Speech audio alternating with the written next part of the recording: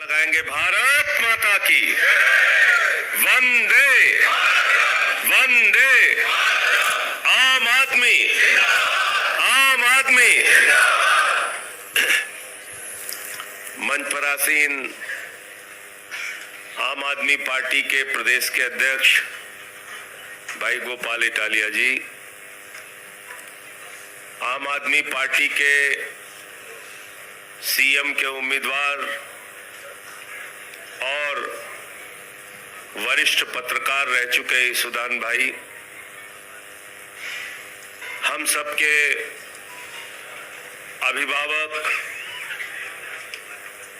और संगठन का जिनको हमेशा से साथ मिला है, समय मिला है, ऐसे किशोर भाई, हमारे महासचिव बहादुर साथी मनोज भाई,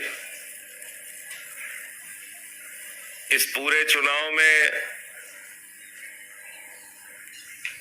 पूरी मेहनत, पूरी निष्ठा, पूरी ताकत के साथ परिश्रम करने वाले, मेहनत करने वाले एक एक गुजरात के कार्यकर्ता का मैं सर झुका के नमन करता हूं, अभिनंदन करता हूं और आप सबको बधाई देना चाहता हूं। आपने बहुत मेहनत की इस चुनाव में और पहले चुनाव के अंदर आपने मोदी और अमित शाह का गढ़ कहा जाने वाला गुजरात, भारतीय जनता पार्टी की प्रयोगशाला कहा जाने वाला गुजरात, 27 साल से जहां पर बीजेपी का राज है ऐसा गुजरात, और उस गुजरात के अंदर पहले चुनाव में 41 लाख वोट लाना, 13% वोट लाना, 5 विधायक जिताना, ये एक एक कार्यकर्ता और एक एक साथी की उपलब्धि है। आप सब बधाई के पात्र हैं। और आम आदमी पार्टी का इतिहास क्या है? पहले चुनाव से याद कीजिए, अरविंद केजरीवाल जी के नेतृत्व में 2013 में हम लोग चुनाव लड़ रहे थे। हम कोई पार्टी बनाने, विधायक बनने, सांसद बनने नहीं आए थे साथियों। अन्ना जी के आंदोलन में गए थे, भ्रष्टाचार विरोधी आंदोलन में, और छोटे छोटे मासूम बच्चे हाथ में तिरंगा लेके नारा लगाते थे, भ्रष्टाचार मिटाना है, जन लोकपाल लाना है। वहां से हमारी शुरुआत हुई, आंदोलन के कोख से हमारी शुरुआत हुई। और जब 13 में हम लोग चुनाव लड़ रहे थे, 45 डिग्री टेम्परेचर में फटी चप्पल पहन के अरविंद केजरीवाल गली गली, मोहल्ले मोहल्ले जाके दिल्ली के अंदर कार्यकर्ता बनाने का काम कर रहे थे, बूथ के इंचार्ज बनाने का काम कर रहे थे, मोहल्ला प्रभारी बनाने का काम कर रहे थे।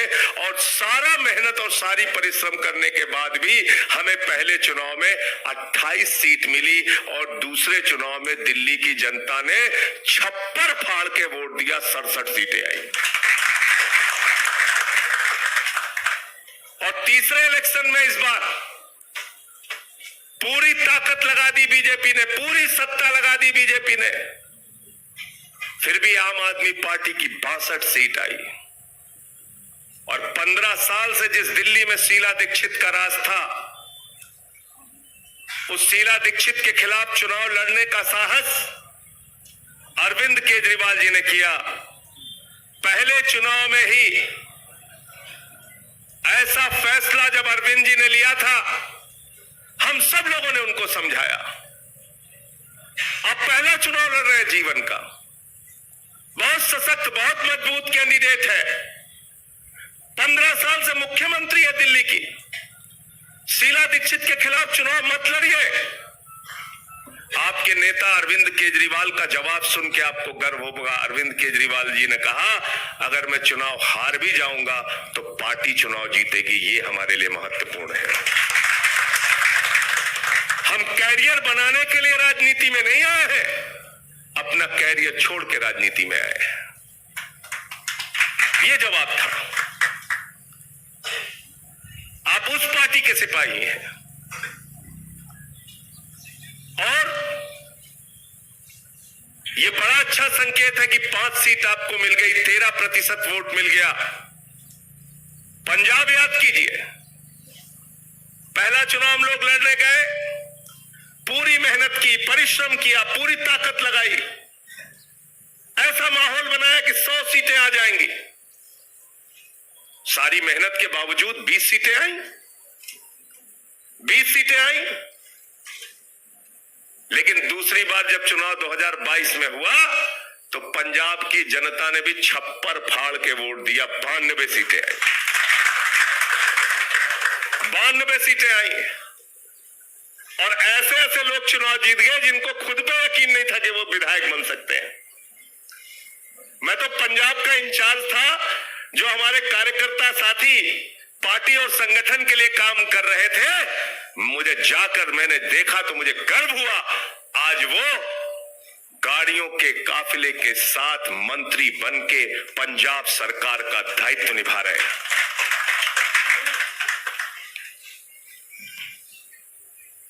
साथियों, एक ऐसी कार्यकर्ता, अमृतसर का चुनाव, नवजोत सिंह सिद्धू चुनाव लड़ रहे थे, उनके खिलाफ विक्रम मजीठिया चुनाव लड़ रहे थे।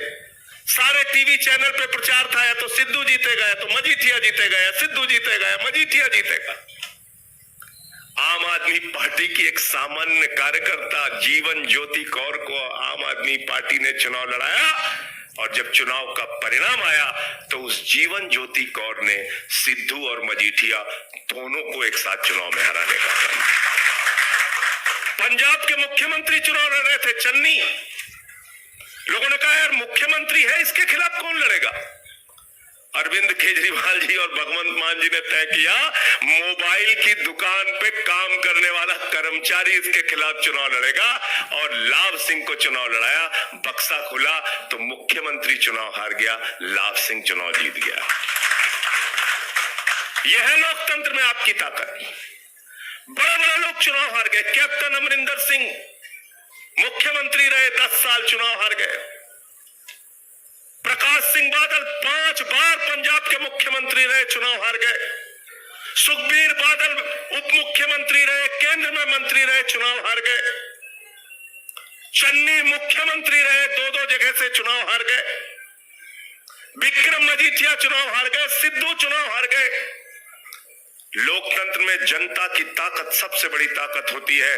और गुजरात के साथियों, मैं आपको बधाई देना चाहता हूं कि आप 41 लाख वोट लेकर आए हैं, और यह संकेत है दिल्ली और पंजाब की तरह कि अब दूसरा चुनाव जब आप लड़ेंगे, छप्पर फाड़ के गुजरात की जनता आपको वोट देगी, छप्पर फाड़ के वोट देगी। याद रखना मेरी बात को, उनके साथ संपर्क बना के रखना है, उनके साथ मिलकर रहना है। अभी हमारे एक साथी बोल रहे थे कि पिछला चुनाव वो लड़े थे 2017 में, तो उनको 1,500 वोट मिला था, और इस बार चुनाव लड़े तो 1,12,000 वोट मिला। आपने बताया था अभी, राम भाई।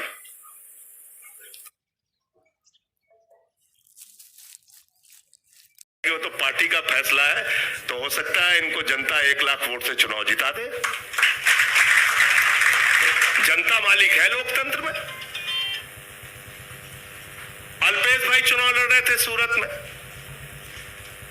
लाखों की संख्या में लोग रैलियों में आए, बड़ा समर्थन हम लोगों के साथ सड़कों में दिखा। गोपाल इटालिया जी के क्षेत्र में मैं गया, मनोज सोरथिया के क्षेत्र में गया, बहुत सारी विधानसभाओं में गया। ऐसा लगता था कि जनता पूरा अपार जन समर्थन हमको दे रही है, लेकिन अंत में जाते जाते लोगों को ये लगता है अभी शायद ये लोग नहीं जीत पाएंगे। इसके कारण से बहुत सारे लोग भ्रमित होकर वोट नहीं देते। ये एक मानसिकता होती है चुनाव में।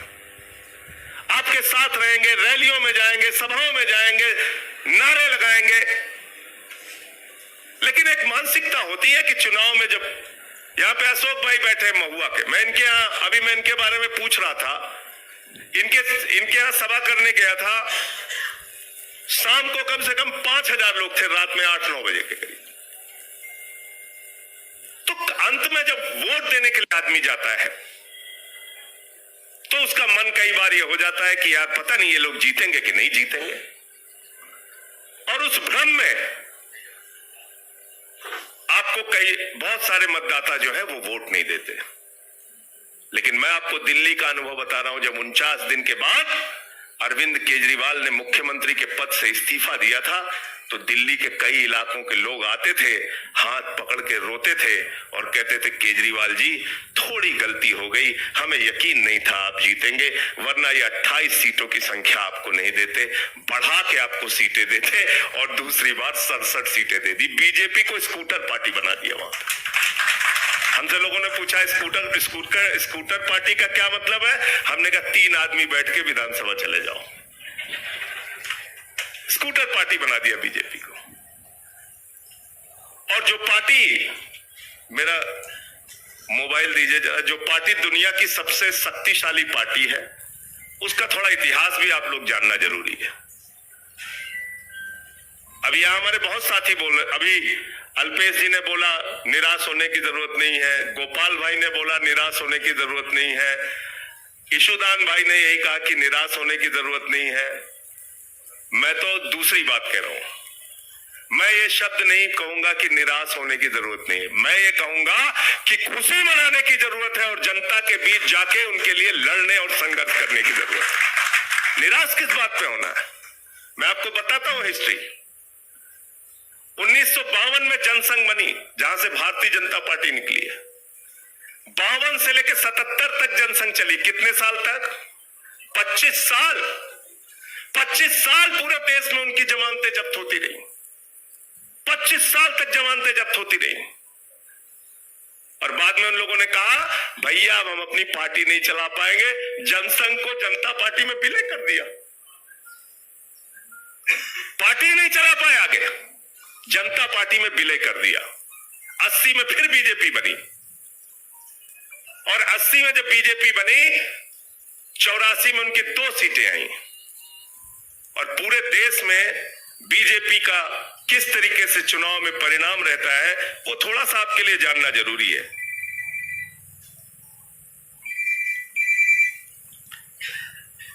ये तमिलनाडु का चुनाव 80 में 0, 84 में 0, 89 में 0, 91 में 0, 96 में 1, 2001 में 4, 2006 में 0, 2011 में 0, 2016 में 0 और 2021 में 4।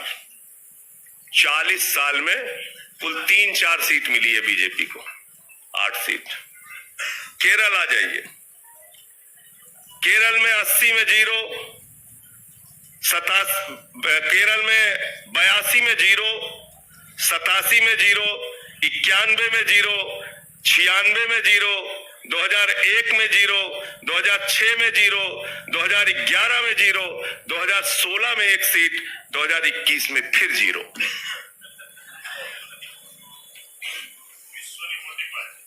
दुनिया की सबसे बड़ी पार्टी 40 साल तक गुजरात केरल में चुनाव लड़ती रही और उसको मात्र 1 सीट मिली, 1 सीट। और 2021 में फिर वो सीट हार गई, 0 हो गए फिर केरल में।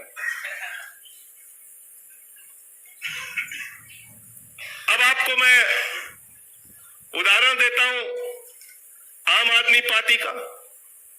पहला चुनाव दिल्ली में 28 सीट, दूसरा चुनाव 67 सीट, तीसरा चुनाव 62 सीट, पंजाब में पहला चुनाव 20 सीट, दूसरा चुनाव 92 सीट, गोवा में पहला चुनाव 6% वोट, दूसरा चुनाव 2 सीट वहां मिली।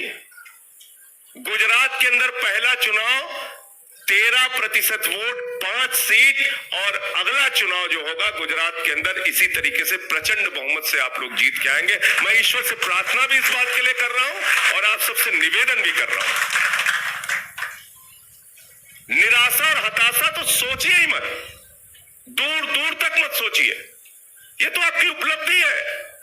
गुजरात की महान जनता ने आम आदमी पार्टी को आशीर्वाद दिया है कि हमारा कार्यकर्ता जो टोपी पहन के जाता था, जिसको लोग कहते थे दिल्ली वाली पार्टी है, अरे ये तो यूटी वाली पार्टी है, अरे एक तो छोटे नगर निगम वाली पार्टी है, गुजरात की महान जनता ने आज आम आदमी पार्टी को गौरव दिया है कि हम राष्ट्रीय पार्टी बनने का काम कर रहे हैं। अभिनंदन कीजिए गुजरात की जनता का, लोगों के बीच में जाइए, भविष्य आपका है। 10 वर्षों में हिंदुस्तान की कोई पार्टी आजादी के बाद, एक भी पार्टी हिंदुस्तान की आजादी के बाद 10 वर्षों में राष्ट्रीय पार्टी नहीं बन पाई है। अगर कोई पार्टी बन पाई है तो उस पार्टी का नाम है आम आदमी पार्टी, जिसकी टोपी लगा के आप लोग चलते हैं। गौरव की अनुभूति कीजिए इस बात पे। और जिन क्रांतिकारियों का हम नाम लेते हैं, हमारे नेता कहते हैं अरविंद केजरीवाल जी ये दूसरी आजादी की लड़ाई है। तो पहली आजादी की लड़ाई में क्या हुआ था? शहीद आजम भगत सिंह जी ने अपने प्राणों की आहुति दी विधायक बनने के लिए। शहीद खुदीराम बोस ने अपने प्राणों की आहुति दी 18 वर्ष की आयु में विधायक, सांसद, मंत्री बनने के लिए। शहीद राजगुरु, शहीद सुखदेव, शहीद राजेंद्र लहड़ी, शहीद अशफाक उल्ला, शहीद राम प्रसाद बिस्मिल, शहीद चंद्रशेखर आजाद, हिंदुस्तान के तमाम उन क्रांतिकारियों ने 16 साल से लेकर 30 साल के आयु में अपने प्राणों को इस देश के लिए आजाद कराने के लिए न्योछावर कर दिया। ये वो हिंदुस्तान है। उन्होंने पहली आजादी की लड़ाई लड़ी थी, हम इस दूसरी आजादी की लड़ाई में भ्रष्टाचार के खिलाफ लड़ रहे हैं, अन्याय के खिलाफ लड़ रहे हैं, अत्याचार के खिलाफ लड़ रहे हैं। हमारे लिए मुद्दे प्रमुख होने चाहिए, शिक्षा का, स्वास्थ्य का, बिजली का, पानी का, गुजरात की तरक्की का, मोरवी में 150 लोगों की जो जान गई वो मुद्दा, और वो ये मुद्दा कि आज भी देश के प्रधानमंत्री को 27 साल के राज के बाद एक आर्टिफिशियल स्कूल में गुजरात के अंदर बैठना पड़ता है। मुद्दा तो यह होना चाहिए। आप इस दूसरी आजादी की लड़ाई के योद्धा हैं, इसलिए बहुत उपलब्धि आपको जनता ने दी है। जनता का आभार व्यक्त कीजिए, जनता का अभिनंदन कीजिए। उन्होंने आपके लिए बहुत बड़ा मौका दिया है। और लोकतंत्र में किसी का भी अहंकार लंबे समय तक नहीं चलता। आज जो भारतीय जनता पार्टी अहंकार के अंदर आके हमारे कार्यकर्ताओं पे हमले करवाती है, मैं भूला नहीं गोपाल इटालिया की गाड़ी पे हमला, तोड़फोड़, ईसुदान भाई की गाड़ी पे हमला, तोड़फोड़, हमारे साथी मनोज यहां पर बैठे हुए मार के इनका सर फोड़ दिया, खून से लथपथ इनकी तस्वीर आज भी मैं भूल नहीं पाता। यहां पे नौजवान साथी हमारे युवराज सिंह बैठे हुए, छात्रों के लिए आंदोलन किया इन्होंने, जेल में इनको डाला गया, मुकदमे लिखे गए। अल्पेश भाई बैठे, जेल में डाला गया, मुकदमे लिखे गए। तो आम आदमी पार्टी के कार्यकर्ताओं से मैं कहना चाहता हूं, मैं भी गया था उत्तर प्रदेश में बाबा जी से चुनाव लड़ने, 24 मुकदमे लिखा बाबा जी ने मेरे खिलाफ, राष्ट्रद्रोह का मुकदमा लगाया योगी आदित्यनाथ ने। और मैंने बाबा जी से कहा 24 नहीं 2400 मुकदमे लिख लो, हम लोग आम आदमी पार्टी के कार्यकर्ता डरने वाले नहीं है। 5 साल जम के संघर्ष कीजिए, जो भी परिस्थिति आए संघर्ष कीजिए। किसानों के मुद्दे पर, पेपर फूटने के मुद्दे पर, माताओं बहनों के मुद्दे पर, महंगाई के मुद्दे पर, गुजरात के एक एक मुद्दे पर इस 5 साल तक सिर्फ एक ही विपक्षी दल दिखना चाहिए, और उस विपक्षी का दल का नाम हो आम आदमी पार्टी। हमारे 2 साथी यहाँ पे भूपत भाई और हेमंत भाई बैठे हैं। आपको गुजरात की महान जनता ने, झाड़ू वालों ने, आम आदमी पार्टी के कार्यकर्ताओं ने मेहनत और परिश्रम करके गुजरात की विधानसभा में भेजा है। मैं आप सबसे एक ही अनुरोध करूंगा कि गुजरात की विधानसभा के अंदर आम आदमी की आवाज गूंजनी चाहिए, और उसका माध्यम आप लोग बनेंगे, उसका माध्यम आप लोग बनिए। गुजरात के जितने भी मसले हैं उसको मजबूती से उठाइए। अगर 27 वर्षों में स्कूल नहीं बन पाया, 27 वर्षों के बाद भी कोरोना काल में हाई कोर्ट को हस्तक्षेप करना पड़ता है और कहना पड़ता है कि यहां की स्वास्थ्य व्यवस्था बदहाल है, तो ये तमाम ऐसे सवाल हैं जिसको लेके हमें काम करना है। 22 बार पेपर फूट जा रहा है। नौजवान परीक्षा देता है, तैयारी करता है, मां बाप से पैसे लेके तैयारी करता है, सैकड़ों किलोमीटर दूर जाके परीक्षा देता है, बाद में आता है पेपर फूट गया। ये तमाम वो मुद्दे हैं जिसको विधानसभा के अंदर हेमंत भाई और भूपत भाई और हमारे जो बाकी विधायक हैं, मैं उनसे अनुरोध करूंगा पहले सत्र में ही जब आपको मौका मिले इन सारे सवालों को उठाइए। 150 लोगों की जो मोरबी का पुल टूटने से जान गई है, वो लोग न्याय की गुहार लगा रहे हैं, उनकी आवाज आपके माध्यम से विधानसभा में उठनी चाहिए। आम आदमी पार्टी ये बहादुरों की फौज है। आम आदमी पार्टी का कार्यकर्ता मुकदमों से, लाठियों से और जेलों से डरने वाले कार्यकर्ता नहीं है। हमारे नेता अरविंद केजरीवाल पे छापेमारी हुई, मनीष सिसोदिया पे छापेमारी हुई, सत्येंद्र जैन को जेल में रखा हुआ है, 43 विधायकों को दिल्ली के अंदर फर्जी मुकदमे में फंसाया गया, इनकम टैक्स का छापा मारा गया कैलाश गहलोत के ऊपर। और तो और दुर्भावना की हद ये है कि हमारे एक विधायक है सोमनाथ भारती, उनका कुत्ता पकड़ने के लिए 40 पुलिस वाले चले गए थे। अरे मैंने कहा कुत्ता क्यों पकड़ रहे? कह रहे इसका जबड़ा चेक करना है। ये हालत है, इतनी दुर्भावना है आपके प्रति। लेकिन अगर उस दुनिया की सबसे बड़ी ताकत अपने आप को कहने वाली, दुनिया की सबसे बड़ी पार्टी अपने आप को कहने वाली, उस पार्टी से अगर कोई चुनाव लड़ रहा है, अगर उस पार्टी से कोई सड़क पर लड़ रहा है और सदन में लड़ रहा है, तो वह है आपकी पार्टी, आम आदमी पार्टी। भविष्य इसका ही है और सिर्फ इसका है। आप है भारत के भविष्य। आपको आगे तमाम उन सवालों पे काम करना है। लोगों की जिंदगी में दुश्वारियां कम नहीं है, महंगाई कम नहीं है। पेट्रोल डीजल का दाम महंगा हो गया, दूध का दाम महंगा हो गया, छाछ का दाम महंगा हो गया, आटा दाल चावल का दाम महंगा हो गया। महंगाई चरम पर है। किसान को उसके फसल का दाम मिलता नहीं है, नौजवान को नौकरी मिलती नहीं है। भाषण पिला पिला के कितना लोगों को मूर्ख बनाओगे। और मैं तो कहता हूं भाजपाइयों के बारे में कि अगर अंतरराष्ट्रीय भाषण प्रतियोगिता करा दी जाए तो ये हमारे जितने भी प्रधानमंत्री से लेके मुख्यमंत्री तक हैं बीजेपी वाले, सब नंबर 1 पे आएंगे, 2 नंबर पे नहीं आएंगे। काम नहीं करना है इनको। राष्ट्रवाद की बात करते हैं, कैसा राष्ट्रवाद है इनका? भारत की सेना को आप ठेके पे चलाना चाहते हैं?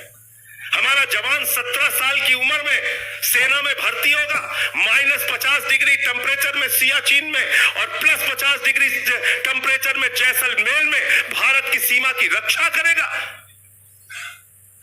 और 4 साल के बाद आप उसको रिटायर करके घर भेज देंगे। यह आपका राष्ट्रवाद? भारत की सेना को आप कमजोर कर रहे हैं, भारत की सीमा की सुरक्षा को आप कमजोर कर रहे हैं। आपके लड़के हजारों करोड़पति बन जाते हैं। अमित शाह के बेटे की संपत्ति निकली थी सैकड़ों करोड़। मैंने पूछा कैसे निकली? बोले धनिया बेच के कमा रहा।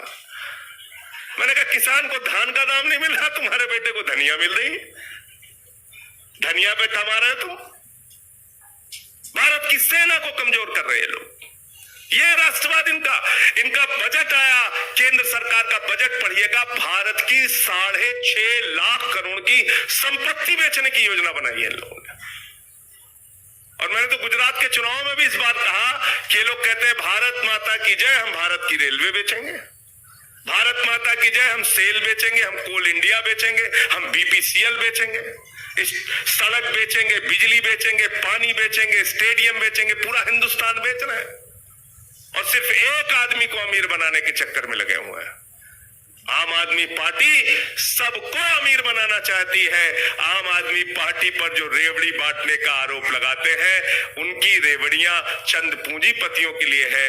केजरीवाल की रेवड़ी हर एक आम आदमी के लिए है, झुग्गी वाले के लिए, किसान के लिए, मजदूर के लिए। 300 यूनिट बिजली फ्री का मुद्दा घर घर पहुंचा।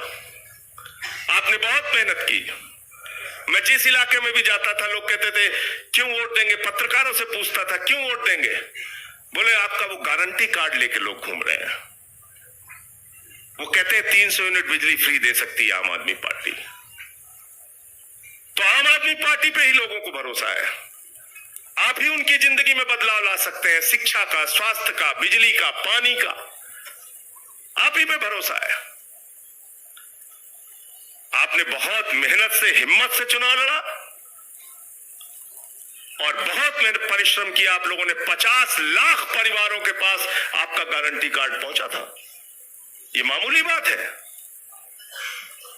50 लाख परिवारों के पास ये कोई मामूली उपलब्धि नहीं है। आपने घर घर जाके गारंटी कार्ड भरवाया, घर घर जाके फॉर्म भरवाया, खूब मेहनत की आपने, और उस मेहनत के नतीजे में गुजरात की जनता ने आपको 13% वोट दिया है, 41 लाख वोट दिया है। और इसको आशीर्वाद समझ के यहां की जनता के साथ बेईमानी मत करना। हाथ उठा के बताओ, जितनी ईमानदारी से उन्होंने आपको वोट दिया है, आपको उनके साथ 5 वर्षों तक खड़े रहना है। धन्यवाद। अंत में एक क्रांतिकारी गीत जो हम लोग हमेशा गुनगुनाते हैं, गाते हैं, रुके ना जो झुके ना जो, उस गीत के साथ आज के कार्यक्रम का अपने वक्तव्य का मैं समापन करूंगा और आप लोग साथ दीजिएगा। ताली बजनी चाहिए पीछे तक। रुके न जो, रुके न जो, झुके न जो, दबे न जो, मिटे न जो, हम वो इंकलाब है, जुल्म का जवाब है, हर शहीद हर गरीब का हम ही तो ख्वाब है। रुके न जो, रुके न जो, झुके न जो, दबे न जो, मिटे न जो, हम वो इंकलाब है, जुल्म का जवाब है, हर शहीद हर गरीब का हमें तो ख्वाब है। रुके न जो, झुके न जो, जी रहे हैं इसलिए कि प्यार जग में जी सके, प्यार जग में जी सके, प्यार जग में जी सके। आदमी का खून कोई आदमी न पी सके, आदमी न पी सके, आदमी न पी सके। मालिकों मालिकों मजूर के, नौकरों हुजूर के, फर्क को मिटाएंगे, समानता को लाएंगे। रुके न जो, रुके न जो, झुके न जो, दबे न जो, मिटे न जो, हम वो इंकलाब है, जुल्म का जवाब है, हर शहीद हर गरीब का हम ही तो ख्वाब है। रुके न जो, झुके न जो, रुके न जो, झुके।